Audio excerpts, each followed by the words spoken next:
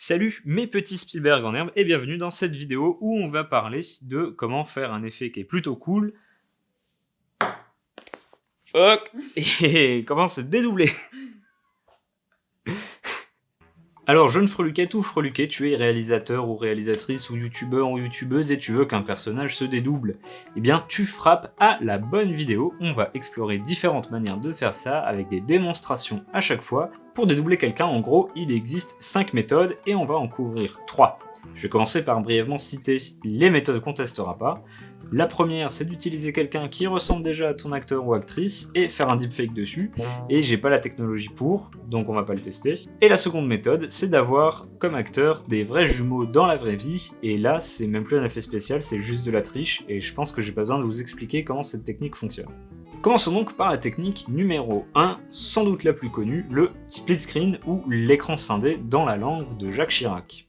Pour cette technique, on va filmer 2 fois la scène et ensuite on va superposer les 2 plans pour n'en faire qu'un avec 2 fois votre acteur ou votre actrice.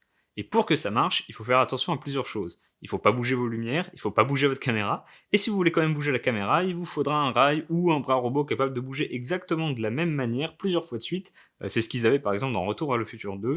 Moi je suis pauvre, donc je vais laisser ma caméra statique. Ensuite, assurez-vous qu'aucune ombre de personnage d'un plan ne déborde sur l'autre plan. Mon plan ce sera ça, donc il faut pas que je fasse d'ombre là-dessus. Et essayez d'utiliser du coup aussi de la lumière douce comme on a là, qui fait pas trop d'ombre, ça va vous aider pour plus tard. Et maintenant, il n'y a plus qu'à faire. Donc, ma première partie, faire un écran scindé, c'est aussi simple.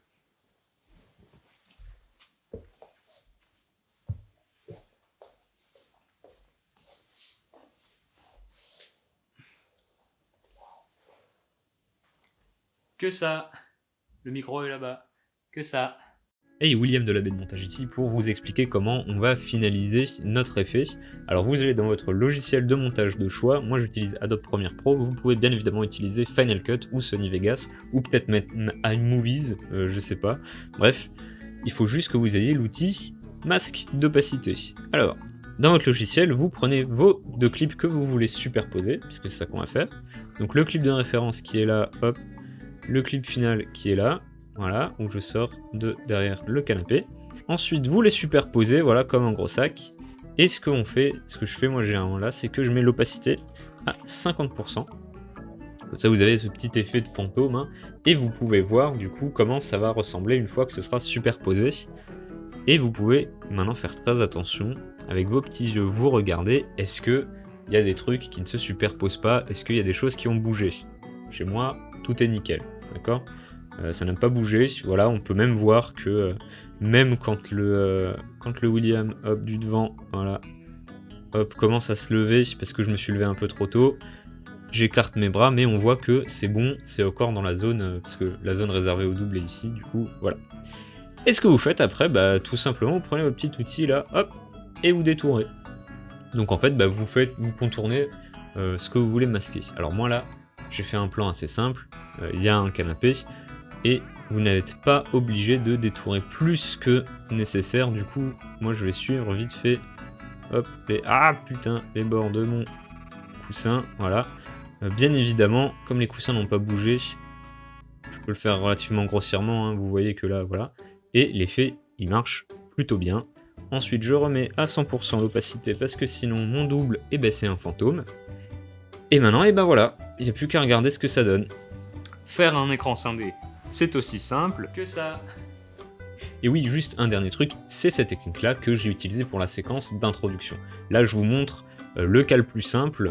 Dans ma séquence d'intro, j'ai dû faire bouger mon masque, puisque mon double était éclairé de l'arrière et que son ombre bougeait sur la table, et j'ai dû lancer plein de fois la balle de ping-pong, et seulement après, j'ai pris les 2 prises qui se ressemblaient le plus, où la balle avait la trajectoire qui était quasiment la même, et je les ai superposées.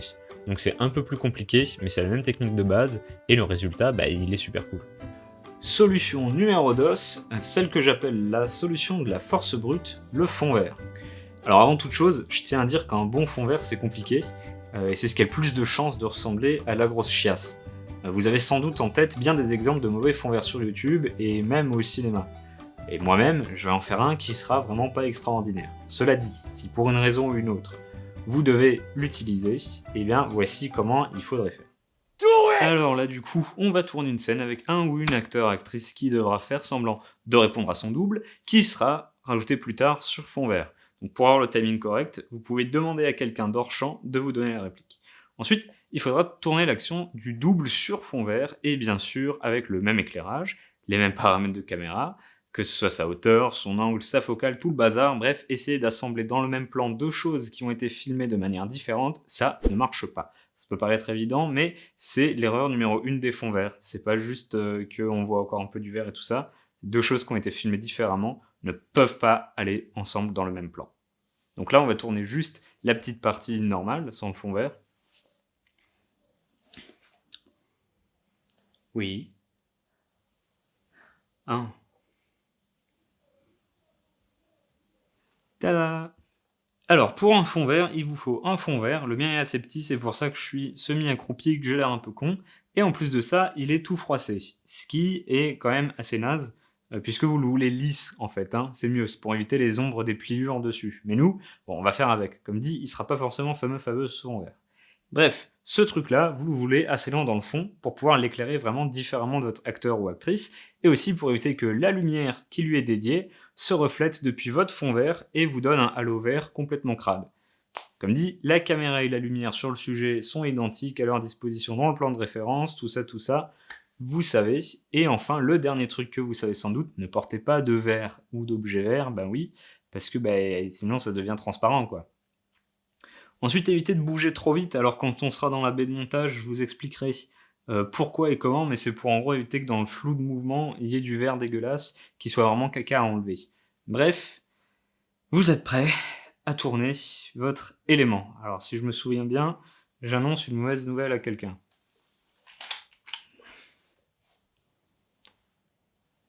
Oh les mains. Non, je crois pas qu'il lève les mains, mais c'est pas grave, on va dire que ça passe. Et William de la baie de montage du coup pour vous montrer cette fois-ci comment ça va faire le fond vert. Et j'ai la tristesse de vous annoncer que je suis très idiot et que j'ai fait de la merde. Alors on va voir comment William a fait de la merde. Donc là déjà il y a mon plan original, ça va, et là il y a mon clip avec le fond vert. Deux choses doivent vous sauter aux yeux. La première, bon j'avais littéralement pas assez de lumière. Je dispose pas d'assez de lumière pour éclairer ce bout là du fond vert. Du coup bon c'est un peu... ça va être caca. Là pour le coup j'y peux rien. Et l'autre truc où je suis un peu débile, c'est que là la lumière elle vient de caméra gauche, donc la gauche, et là elle vient de la fucking droite. Donc William, tu es très débile. Heureusement j'ai pas besoin de retourner pour vous expliquer comment ça marche. Il faudra juste que je fasse bloum bloum bloum, transformation, miroir horizontal. Ouf! T'as un problème réglé. Alors, comme avant, ce qu'on va faire, c'est qu'on va superposer nos deux clips avec le fond vert sur le dessus.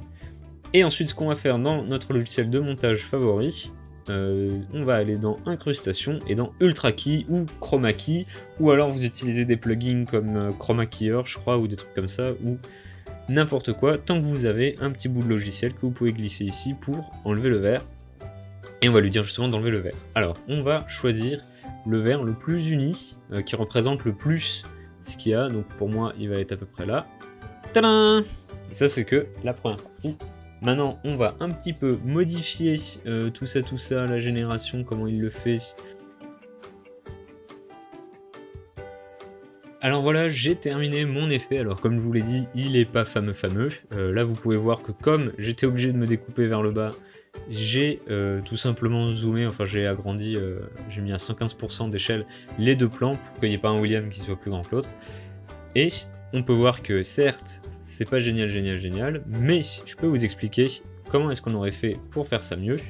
Et bah déjà, il m'aurait fallu un fond vert, comme je l'expliquais, plus loin, avec moins d'ombre dessus, puisque là, bon voilà, le logiciel savait pas trop quoi foutre de certaines découpes, genre par rapport à là, et bien évidemment par rapport aux lunettes. Si le fond était plus loin, il y aurait eu moins de vert qui serait retourné, qui aurait rebondi de la lumière verte sur moi, hop, qui aurait coloré, et qui du coup aurait foutu la vernis au logiciel. Et ensuite, et ben bon, voilà, il m'aurait fallu un fond vert plus grand pour pouvoir bouger un peu plus. Je vous avais promis que je vous expliquerai pourquoi est-ce que je ne bouge que en mode un petit peu robot comme ça, parce que je voulais pas faire de mouvement rapide devant le fond vert, parce que vous pouvez voir que dans un mouvement, et c'est flou, c'est du flou de mouvement, hein, d'accord, Et ça c'est parce que, là par exemple j'ai filmé au standard de 24 images par seconde, et quand on filme à 24 images par seconde, généralement on utilise, alors attention ça va être un peu technique, une vitesse d'obturation de 1/48e de seconde, ou un angle d'obturation de 180 degrés, tout ça ça veut juste dire que la lumière frappe le capteur une fois tous les 48 centièmes de seconde. Donc la lumière frappe le capteur 2 fois par image, c'est bien. Ce qui veut dire que dans une image, il y aura une double exposition, il y aura 2 trucs qui vont entrer en conflit. Là, 2 positions différentes de la main et du pistolet, puisqu'ils étaient en mouvement, ils ont bougé assez vite. C'est de là que vient le flou de mouvement. Enlever du vert, du flou de mouvement, ça casse les couilles. Donc la solution à faire, c'est d'utiliser une vitesse d'obturation beaucoup plus rapide, comme pour faire du slow motion. Bon, alors j'ai dû me couper parce qu'il y a les voisins qui ont fait de la grosse merde. En gros, ce que j'étais en train de dire, c'est que voilà, donc vous augmentez votre vitesse d'obturation, ce qui fait que il y aura moins de flou de mouvement, et du coup, après, pour que ça paraisse naturel, vous pouvez rajouter en post le flou de mouvement. Voilà, ça se fait assez facilement. Et voilà, bon, peut-être quand j'aurai un meilleur fond vert, je ferai une version 2.0 de comment faire un fond vert. En attendant, on va regarder le petit résultat final avant de passer à la troisième méthode. Oui. Oh les mains, hein. Non, je crois pas qu'il lève les mains, mais c'est pas grave, on va dire que ça passe.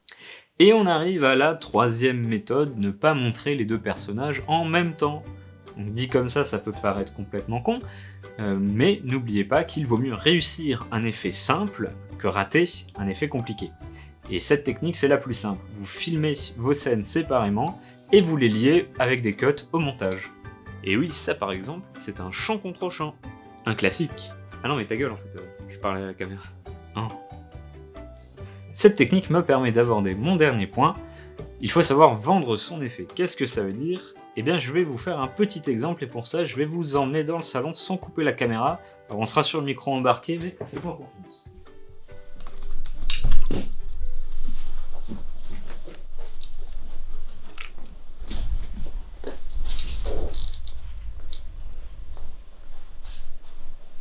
C'est ça à vendre un effet.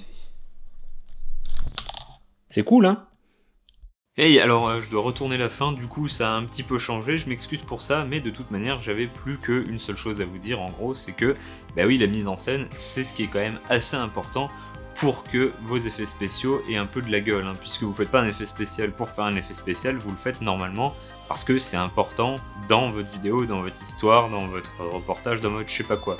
Du coup, voilà, gardez ça en tête, et aussi surtout, avant que je vous demande bien évidemment de liker et de vous abonner si cette vidéo vous a plu, je tiens aussi à vous dire du fond du cœur, prenez votre caméra et allez tourner des trucs. Moi j'ai passé des années à me dire que j'allais faire quelque chose avant de commencer à faire quelque chose, et ben j'ai pas envie que ça vous arrive à vous non plus. Du coup, voilà, prenez votre caméra, allez filmer quelque chose, faites-vous plaisir avec, éclatez-vous, et j'ai hâte de voir ce que vous allez faire. En attendant, je vous dis des bisous, et ciao, à la prochaine.